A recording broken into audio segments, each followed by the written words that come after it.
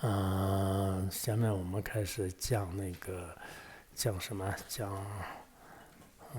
讲楞严经是吧？양지 전부 쏟는 힘이 정도는 뭐는 심보는가 비었다. 바크르 다른 산도 실물 돈바 드제 잔라기 시험사를 오늘 저 로르스링이 정근 선작을 특기션로 일라 지금 분소적으로 소라 The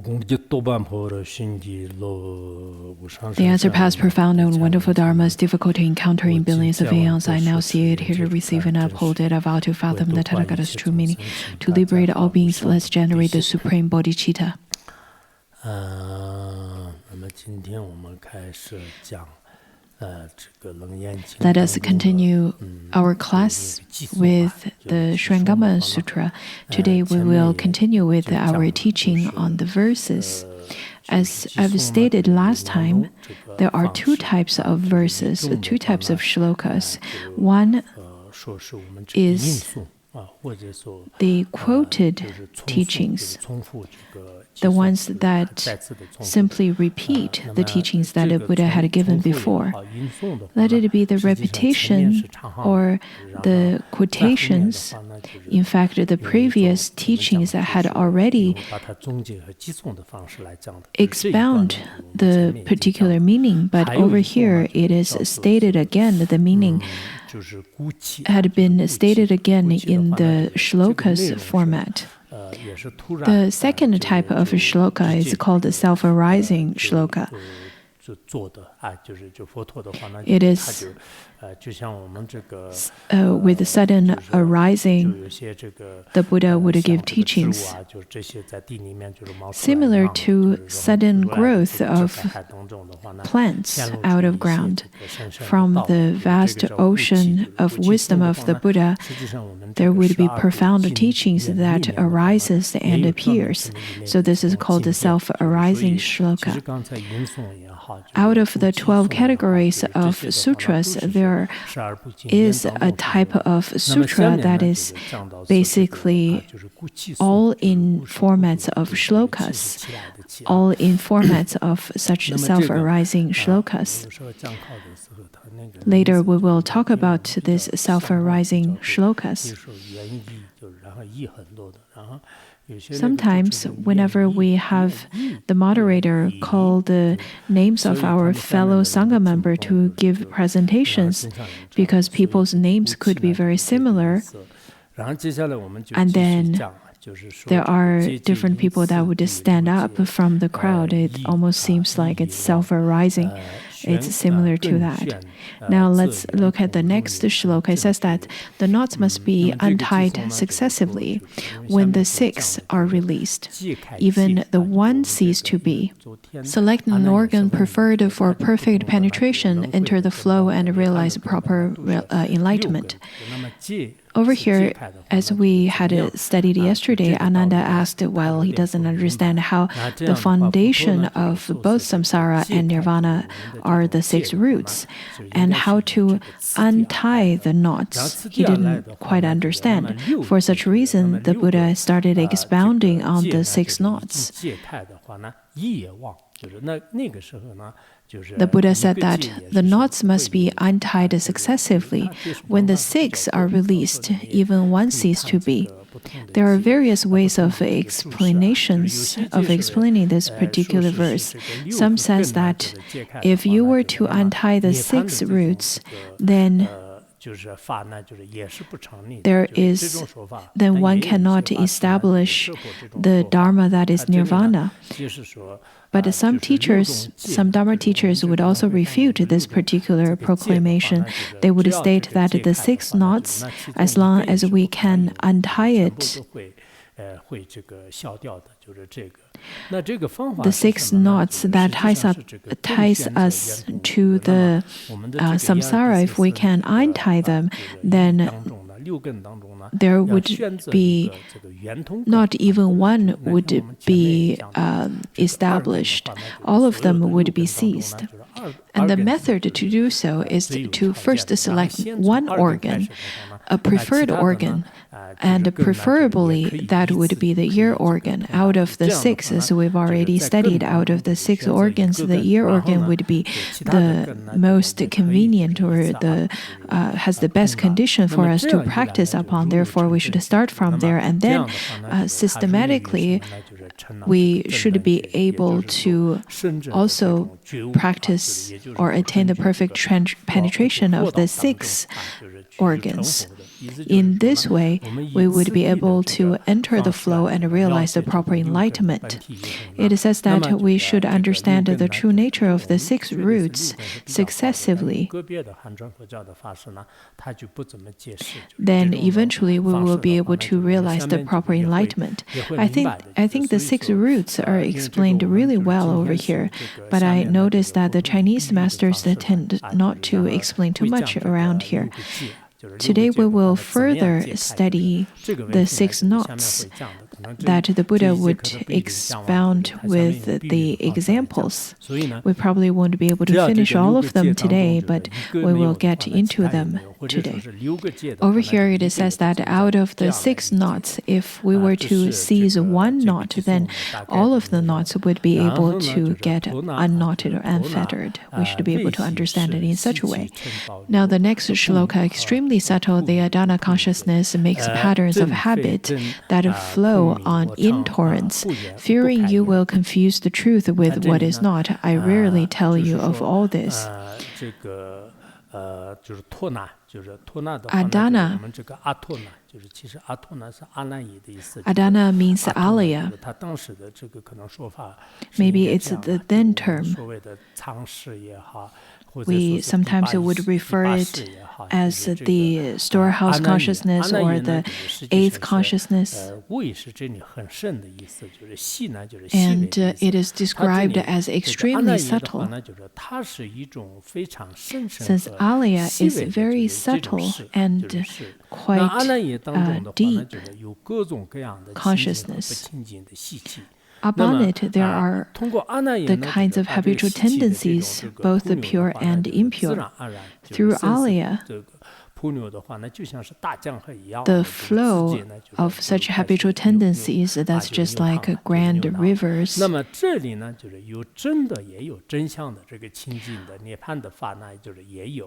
Would carry its torrents and its flows.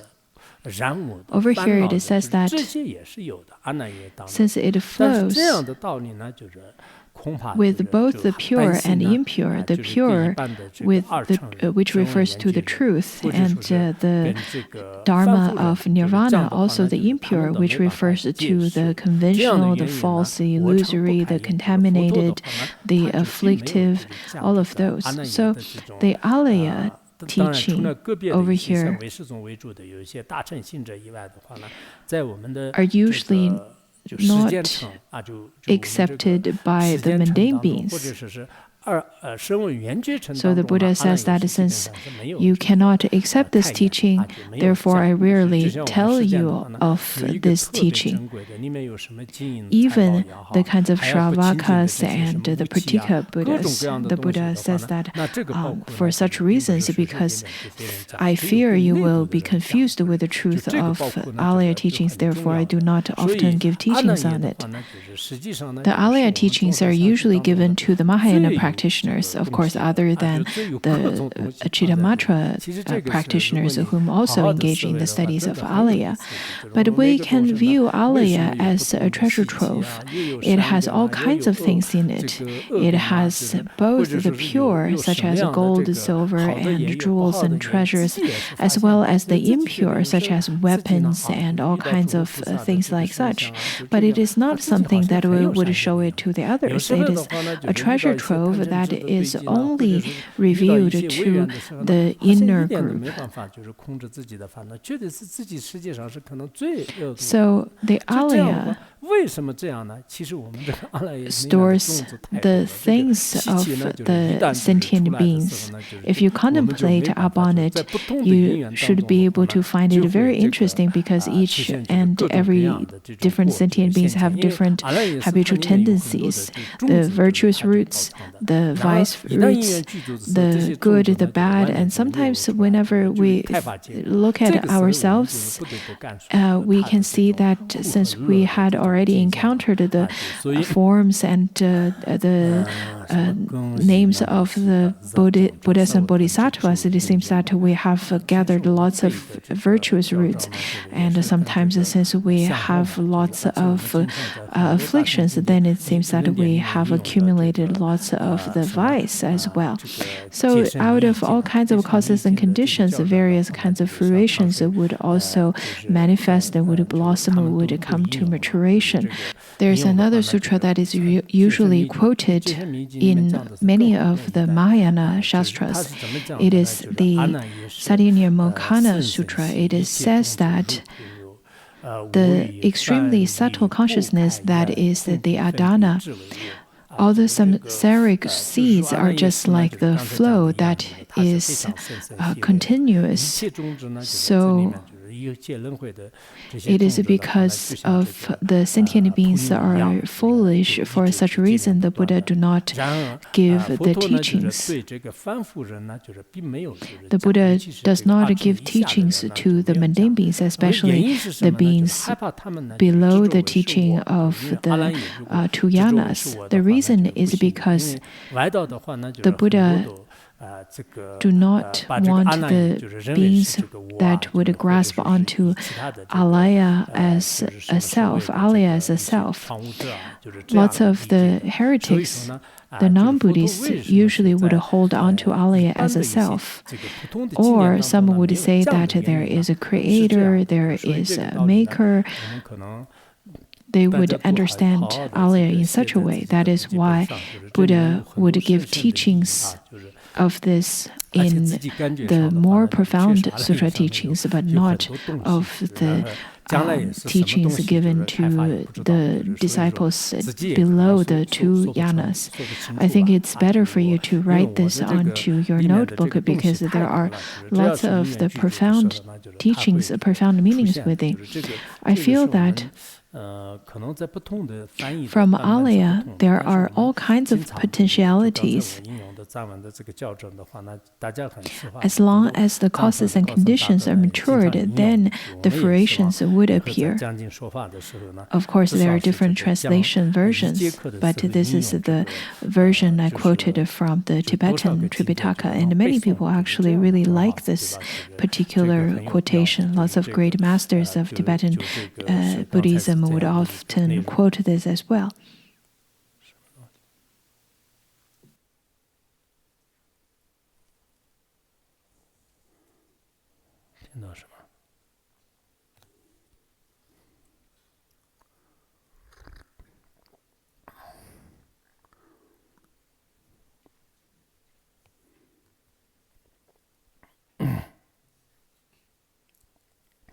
The following verse is a little bit difficult, so now it's time for you to bring out your wisdom to understand it. Sometimes the verses, the shlokas are a bit easier, and then sometimes it's a bit more difficult.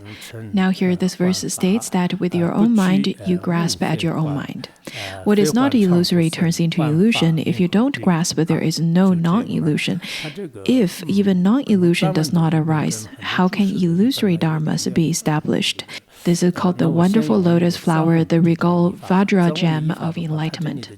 Over here, there are different translations and different explanations, different commentaries, and here I will explain it to you according to the translation. In the Tibetan text, over here it says that the grasp is to realize. What it means is to realize. It means that if you were to use your own mind to realize, then what is not illusory, what is solid, would turn into illusion. would turn into illusory dharmas. So all of the non-illusory, that's like the things that would manifest in front of the mundane beings. They do not seem to be illusory, rather they are very solid. But if you were to realize your own mind, then then what is not illusory turns into illusion. And then if you don't grasp, if you do not have enlightenment, there is no non-illusory. That means you would see what the mundane beings would see, would perceive. If you do not enlighten, then the non-illusory, then there is no non-illusory. If even non-illusory does not arise, then how can illusory dharmas be established? It means that if there is no illusory, there is no non-illusory that could arise. If no non-illusory that would arise, then how could the illusory be existent, be established? So the grasp could be explained by the word realize. There are different explanations according to some Chinese masters, such as Master O.E., Master Zhao Guang, and so on. Their explanations are a bit different, but the majority of those masters, they explain it as if you were to use your own mind to grasp your own mind. So this particular grasp shows the subject and object grasping. So if your mind started to hold on to and to grasp onto the external object, then your mind, that is your true mind, that is not illusory, will then become the illusory, the false appearance will become the false objects. If you do not grasp, at the time of devoid of subject and devoid of object and subject, without the samsaric grasping, then everything is simply without non-illusion nor the illusion. Because if non-illusion do not establish, cannot be established, how could illusion be established?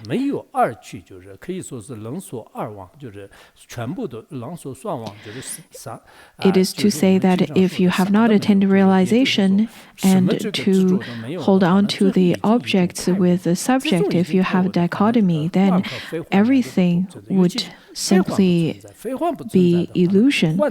And then if you do not have the dichotomy, then both illusory and non-illusory would not be established. At the time of enlightenment, when you have no grasping whatsoever, if the non-illusory is not existent, how could illusory be established? How could illusory be existent? That is not possible. And I think it's better for you to look into the Lankavatara Sutra, and that probably would have a better explanation. It says that the negative habitual tendencies would influence the mind. For such a reason, there are all kinds of appearances that would manifest. Since our false mind would start to grasp onto the external objects, since the mind thinks that there are the external objects such as mountains, rivers, ground, and so on, then there is the grasping towards those falsity, towards those forms and appearances, such as the sound and the things that we see, the colors, as well as all kinds of forms. In such a way, the sentient beings will slowly wander and take the cyclic existence in samsara. It is simply because we have not attained understanding, have not attained realization. Also, according to Lankavatara Sutra, it says that if we were to make observation with our mind to see our mind, then we would be able to part from all kinds of dualistic distinctions, all kinds of subjects and objects, all kinds of dichotomies. And if we can continuously to practice in such a way, we will definitely see the truth. We will definitely see the Buddha. There is no doubt in it, because we will see the nature of all phenomena. And the teaching given over here is very similar to that of the Lankavatara Sutra. The Lankavatara Sutra has been placed of great importance in Tibetan Buddhism as well. Now let's look at the next part where it says that this is called the wonderful lotus flower, the regal Vajra gem of enlightenment. In this Samadhipati that is likened to illusion, transcend all study instantly. We usually would say that everything is just like a dream and like an illusion. We know that within the absolute truth, nothing can be obtained. Within the conventional truth, everything is just like a dream, like an illusion. In the absolute truth, everything is parted from four extremes and all conceptual elaborations. You can say that, but when you truly make the observation, even the illusion and non-illusion cannot be established. Whenever you can truly understand that, whenever you come to such kind of realization, then this is a samadhipati, this is a samadhi that is likened to, that is the lotus-like samadhi. That is called the wonderful lotus flower samadhi, because the lotus doesn't have any defilement. It is completely pure and undefiled. This kind of samadhi, according to the sutra, it says that it is the regal Vajra gem of enlightenment, because it is regal like the king, like the emperor. Also, it is a Vajra gem. It is like a gem. It's very precious. It is like the king of the Vajra. So it is a type of enlightenment or fruition. Also, there's another term to it. This is called the samadhipati that is likened to illusion, the illusion samadhi. By abiding in this illusion-like samadhi, one would be able to have all kinds of displays within this world, since we know that this world simply displays itself without any self-nature. By relying on it, one would be able to benefit immeasurable numbers of sentient beings. This is called illusion-like samadhi. At the time of obtaining this, one would be able to instantaneously transcend all studies. According to the Mahayana, if we were to look at it from the angle of Mahayana, if one were to attain the fruition of no more studies, then that is, there is no other further fruitions. That is the end of the journey. But according to a commentary, it says that this particular explanation, this particular transcending of all studies, is the transpassing of the arhathood and all the two yanas, also, which shows that one would be able to attain the fruition of Buddhas and Bodhisattvas. According to Master Changshui, he stated that one would be able to instantaneously surpass to transcend all studies. There are all kinds of transcending that could be associated to it. In the Mahayana teaching, it talks about how, in the Mahā'ati teachings, it talks about how one can instantaneously fulfill all kinds of merits.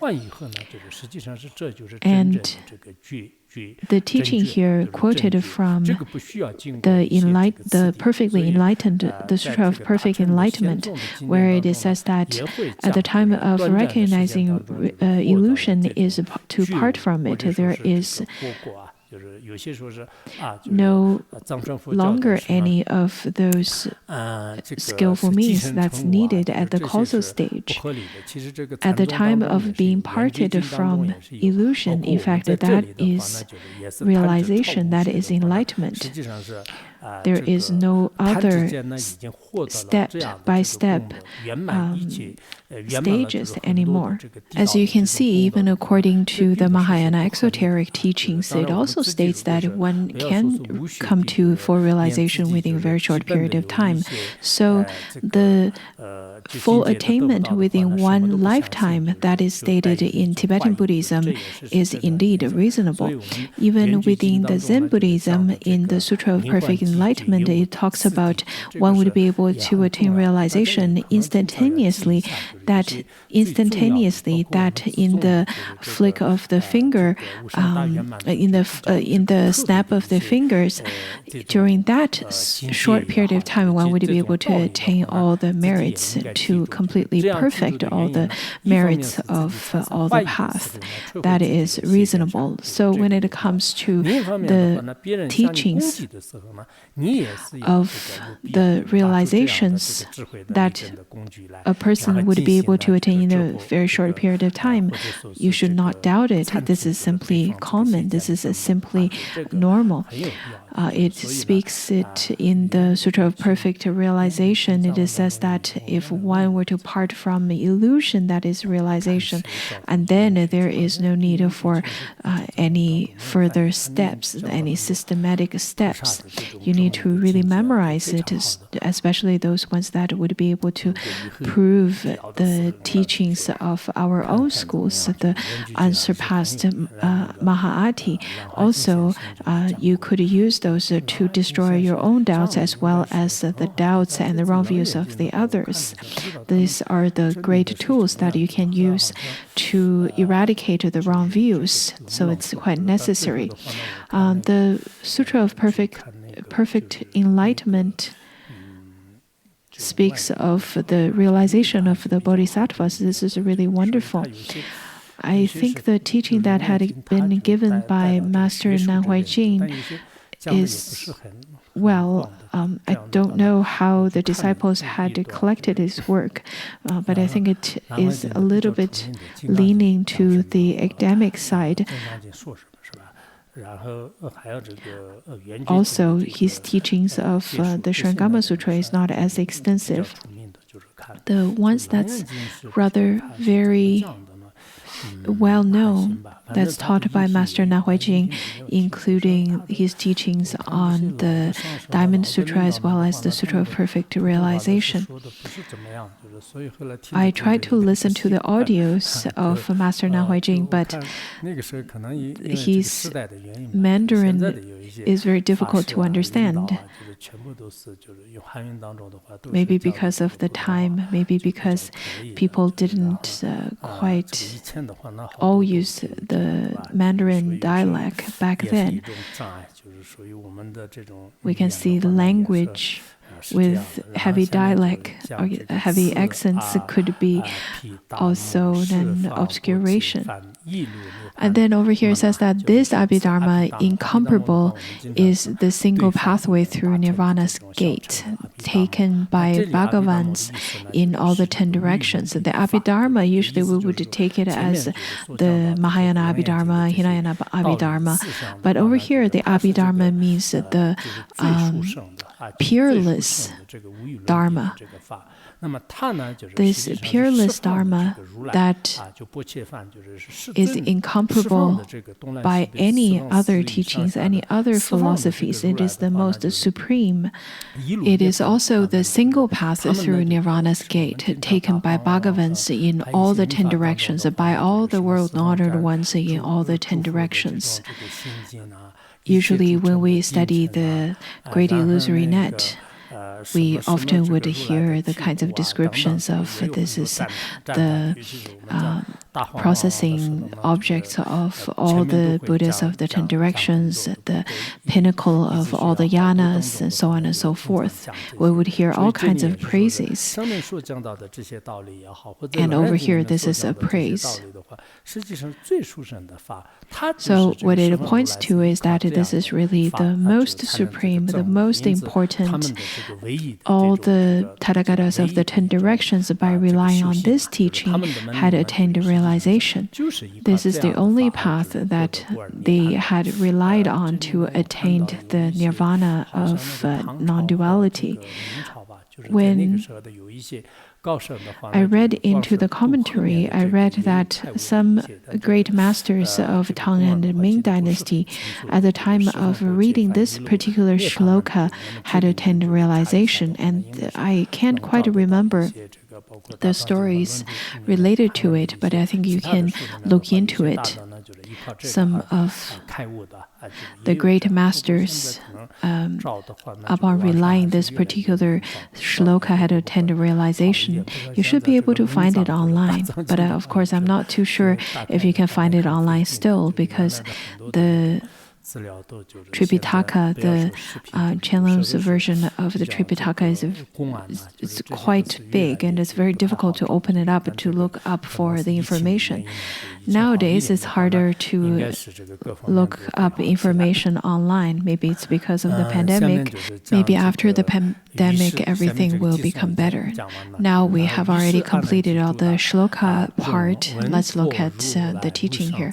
It is in the sutra. It says that when Ananda and the Great Assembly heard the unsurpassed, compassionate instruction of the Buddha, the thus come one, this harmonious and brilliant Gaya verse with its clear and penetrating wonderful principles, their hearts and eyes were opened, and they exclaimed the Dharma such as this had never been before. Over here, the Great Assembly, along with Ananda, upon hearing the compassionate instructions given by the Buddha, one is Gaya and one is verse. The Gaya is the reiterative verse, which recapitulates the prose that precedes it. And then there is also the sudden arising verse. The two types of verses were placed together and clearly as well as brilliantly, harmoniously explained the essential instructions. The two types of verses harmoniously expounded the wonderful principles. The teaching and instruction of the Buddha was expounded with great clarity and with great penetration. Now, the hearts and eyes of Ananda as well as the Great Assembly were opened. Well, look at us. We had also listened to the previous parts of the teachings as well. Have we also opened our minds and hearts and eyes? So compared to the Great Assembly, we're quite pitiful. After hearing the shlokas, after hearing the teachings on Alaya, on the three types of samadhi, have we come to realization? Have we opened up our hearts and our eyes? Have we come to some kinds of insights and epiphany? Have we had some kinds of realization? Have we felt to receive some blessings. If you don't have any kinds of feelings after receiving such penetrating teachings, but only thinking of when is it time to end the class, when is it time to have my dinner, and when is lunch tomorrow, what should I eat tomorrow, what time can I sleep, and how much allowance would I be able to get this month, how much is the vegetables now, do I have enough rice, is my rice going to get expired, and am I going to take revenge upon this person who had treated me wrong? Well, have you had any feelings that's different than all your mundane habitual tendencies and your mundane conceptual minds? Ananda puts his palms together. Look at Ananda. He right away put his palm together, bowed, and said to the Buddha, having heard the Buddha's unbounded, greatly compassionate, pure, everlasting, true, and actual expression of Dharma. So he said that today, after hearing this great teaching that is without any obscurations, is the teaching with great compassion, and the teaching that is unbounded, greatly compassionate, pure, everlasting, true, and actual expression of the Dharma. I am so overjoyed, so happy.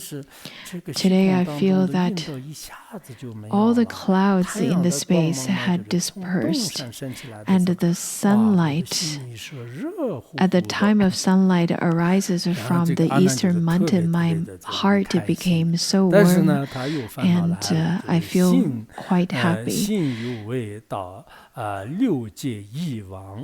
But then his affliction started to show up again.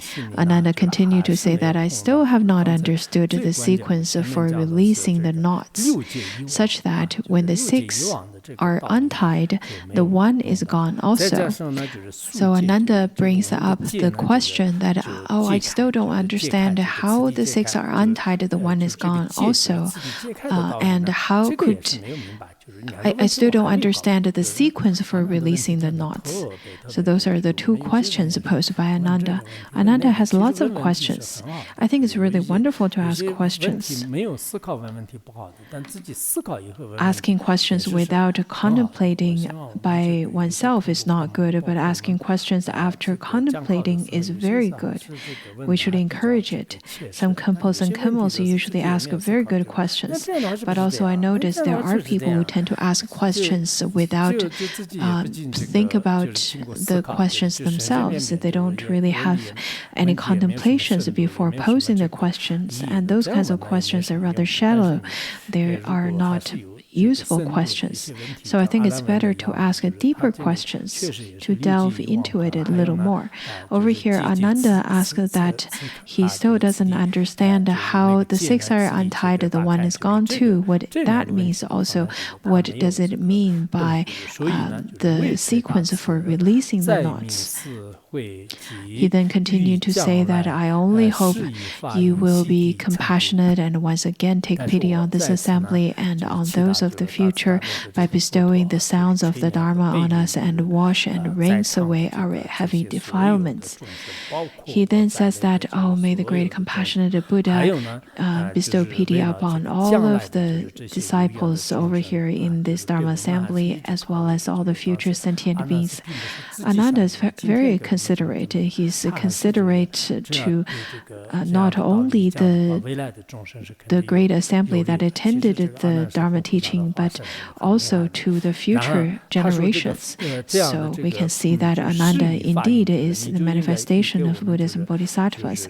He is quite compassionate to bestow the Dharma teachings to the future generations so that the beings would be able to enjoy the Dharma teaching, the Amrita of the Dharma, the nectar of the Dharma that could rinse and wash away our defilements. And Buddha over here says, well, you have too much questions.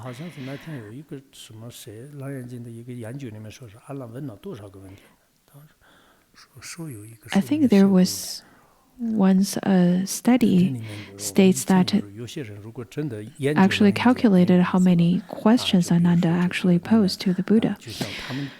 I think it would be quite interesting to study the Surangama Sutra, to truly explore the Surangama Sutra, and to have the different statistics on how many times Ananda cried and Ananda asked questions and what each of the questions are. Then I think it would be really interesting. Then, to answer the question of Ananda, the Buddha uses an example. I particularly take this kadak, this red-colored kadak, to demonstrate as well.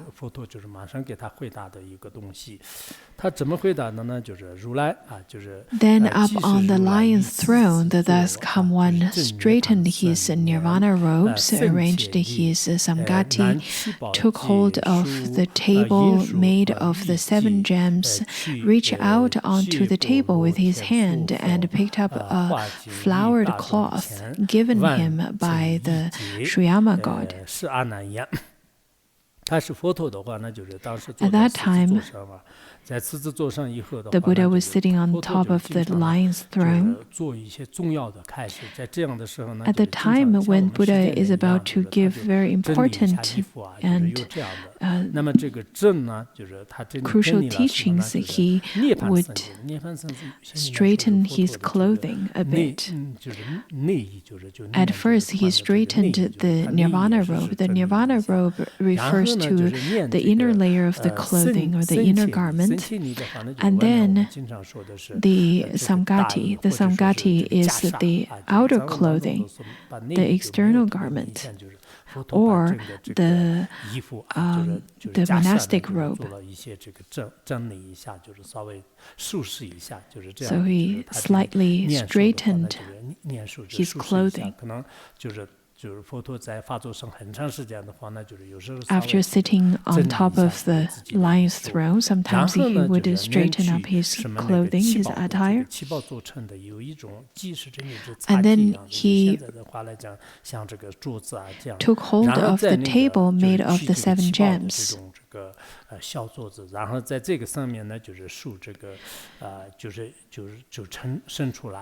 Reached out onto the table with his hand and picked up a flower cloth given him by Surangama god.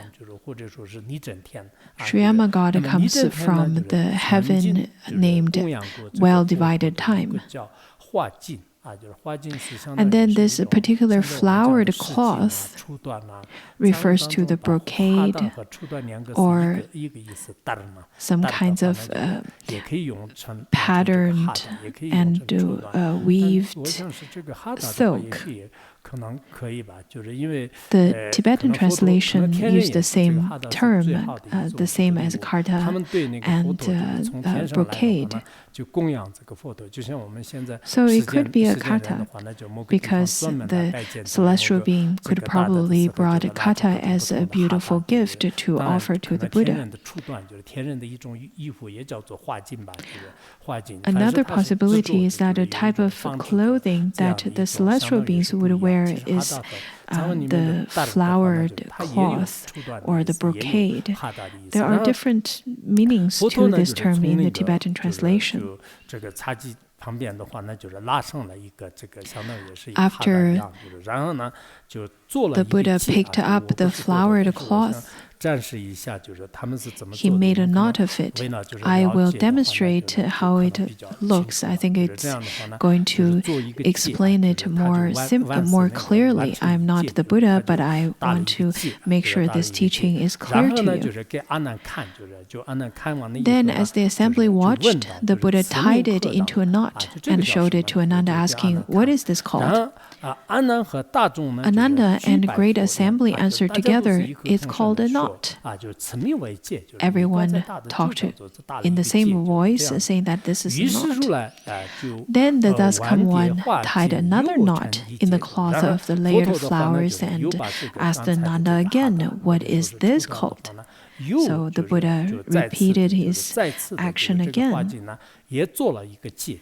After making another knot into the brocade, he asked Ananda again, "What is this?"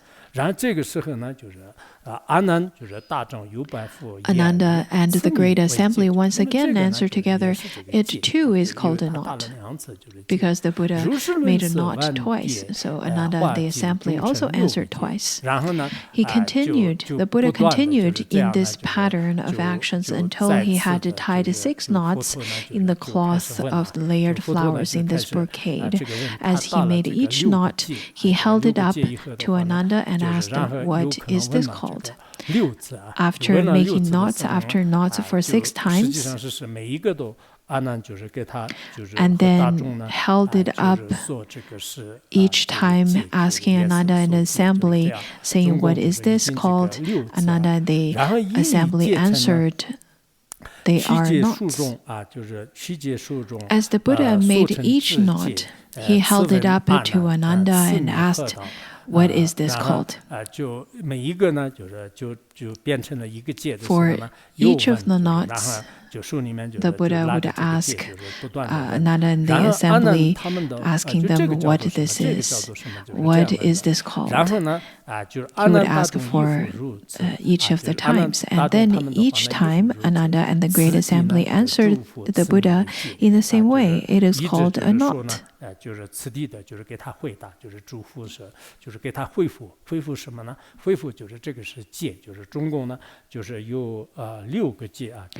Altogether, the Buddha made the knots for 6 times and then answered for the Assembly answered for 6 times their knots after the Buddha asked them for 6 times as well.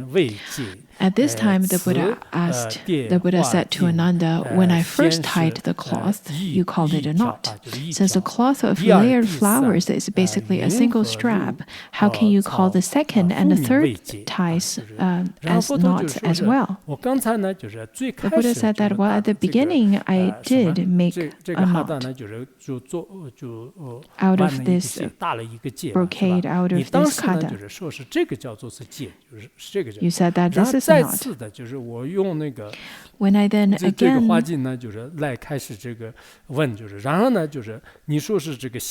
make another knot, you said that the first one was a knot, and then you said that this is also a knot. The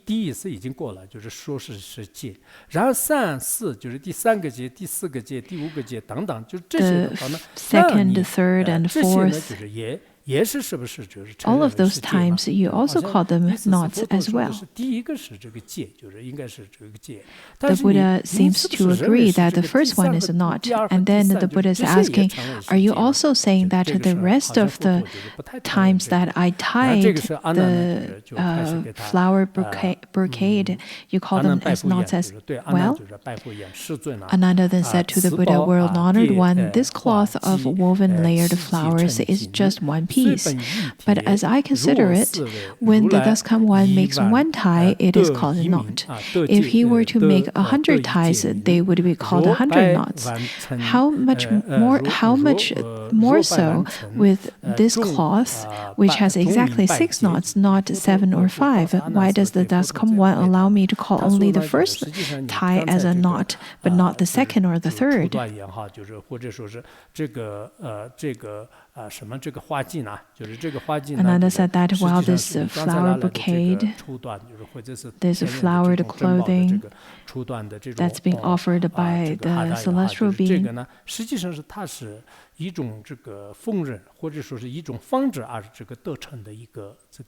is no other than a woven cloth.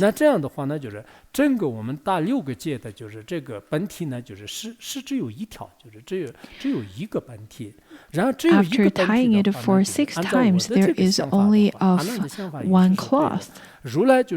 Ananda says that the first tie results in the first knot. And we would call it as the first knot. After making 100 knots, I would consider that on this piece of cloth there are 100 knots. On the same brocade, if they are made of 100 times of ties, then there are 100 knots.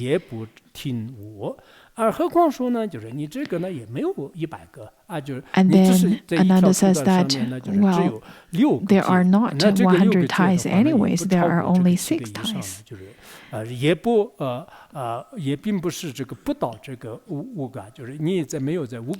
is not 5, it is not 7, it has exactly 6 knots, since the number 6 over here shows the 6 roots, and the Buddha's key teaching is to, the Buddha's intention is to give the instruction on the nature of the 6 roots. So Ananda here noticed that there are 6 knots, not 7, not 5. Why does the Daskam one allow me to only call the first tie a knot, but not the second or the third ties? I don't understand, Ananda over here states. It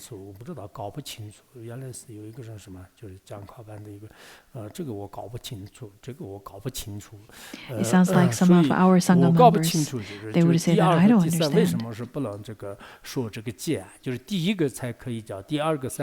Why is the first one considered as a tie, but not considered as a knot, but not the second or third? And then the Buddha told Ananda, you know that this precious cloth of flowers is basically one strip. Look at this cloth. It is of one strip, right?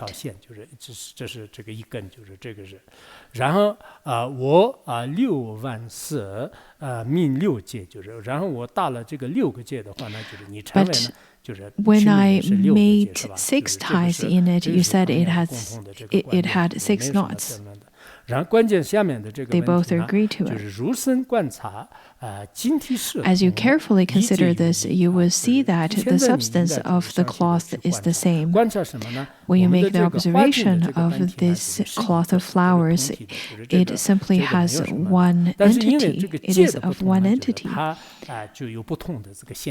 However, it is the knots that makes the difference. There are 6 knots.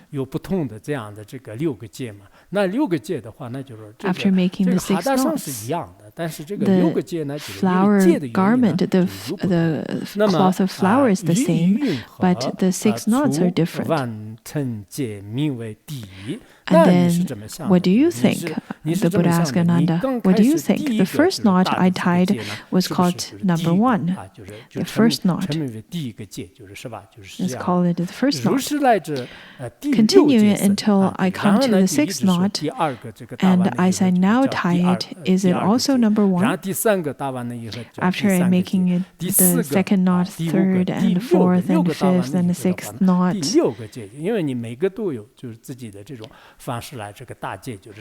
Since I would make 6 knots at the end of it, I have 6 knots. Now here's my question.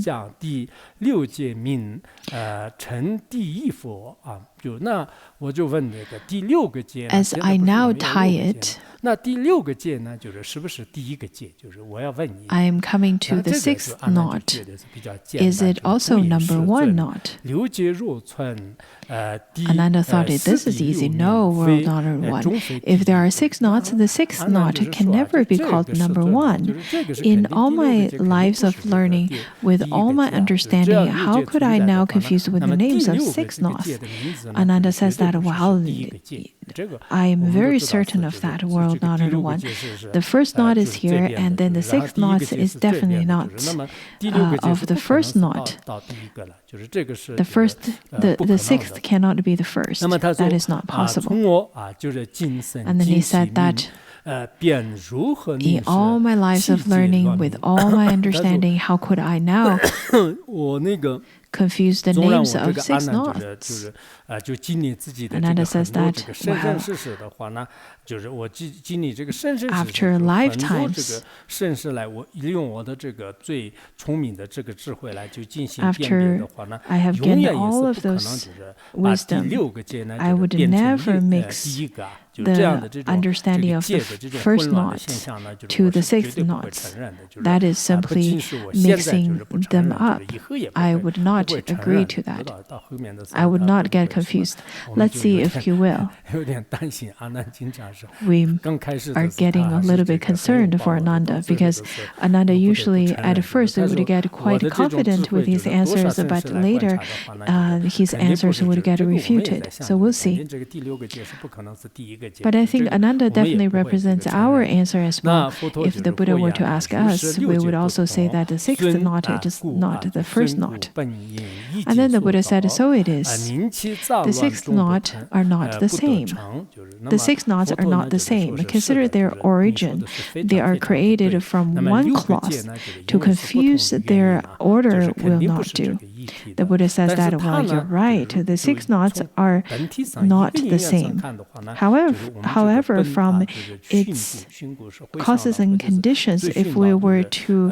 就是um, 一个本位就是一个本因就是因为 revert 这个六 to 个界 its 呢就是都是 origin, 在一个哈达上面嘛那这样的话如果我们就是最熏 all 它 the 的这 six 个原委 knots 或者说是它的 are 本因 on 的 the 话呢 same 实际上是 strip 一 of 个这个 cloth. 化境就是所造就的那么这样的话呢就是就是就 That's 宁 its 其杂 basic 乱就是终 cause. 不成立就是就 They 让 are 它就是 created from 杂 one 乱的话呢 cloth. 就是也不可 To 能的 confuse 就是它 their 真的 order 是 will not 就 do. 稍微给它就是降了一下就是 So over 让它 here, 就 the 是 Buddha 就 just 是 briefly 就完全 expounded 的是这样这 to 个错乱的 Ananda, 话 saying 呢 that 就是也 if 终是不成 you 立 were 的 to 那么就是 confuse 色 their 入六 orders, 根 that 衣服 will 入身 not do. 那么你的这个 And 六 then the 根 Buddha said 就是 that 现在 your 给你 six 稍微 sense 提炼一下就是 organs 今天就 are 我 also 们 like 就下 this. 面你们自己也是思考就是 So 其 your 实你 six 看这些 organs 佛 are 法的 also 话呢 like 这些 this.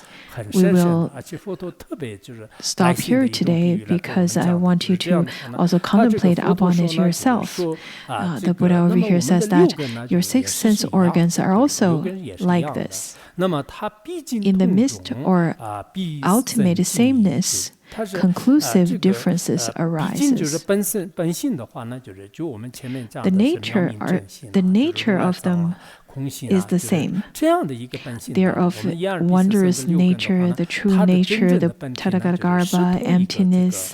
本性当中 They are 就 of 明 the 空无二 same 也好如 nature. 来藏也好就全部都是 They 在一 are 个这个清净的本 luminous 性当中 然后 clarity, 呢 they 就像是 are 我们这个刚才 luminous 一个 emptiness, 什么 they 这个 are 哈达呢 the 大乘六个界一样的 non-duality 就 of 是然后 luminous 本性 emptiness, 就 the 是 Buddha 空性和 nature. 光明 They're 当中 simply 的话呢 within 就是 this 显现 pure 了这个六 nature. 个根那么就是 However, 生 just 必 like 尽 the 生必 example, 尽一 one 种那么 strip 产生的 of 什么呢 cloth 就是毕 has 竟 been 的 made 不同 into 的 six 这个 knots. The nature 差 of 别 them 就是不 is 同的烟 of 烟根 emptiness 肯定 and 不是一根一 luminosity, 根 but 肯定不是 appears 二 the 根 six 那 roots. 这里的话呢就是也是一样 So 的 it 第 states 一个 that 界肯定不是 they 第二个 are 界第二个界肯定不是第一个界或者说是第六个 definitely 界第四个界他们互相当中呢就是如 different. 果从这个现 The 象上来 first 看的话呢 knot 就是 is not 肯 the 定不 second, and 错了 second is 但 not 是 the 它的 third. 本质的话呢就是是一体的 In 所以这 its 个问题呢就是 manifestation, 我 we 们 can 可 see 能 that they're not 只 to 有 be 下 confused, 一 but 节 the 好吧 nature of 就 them, 过了几天以后 from the 就 appearance 我 of it, 忘 they're 了 not 就 to be 是让再 confused, 好 but 吧 from the nature of it, 讲 they're 到 the 这里 same. Now, this is the question. We'll continue next class.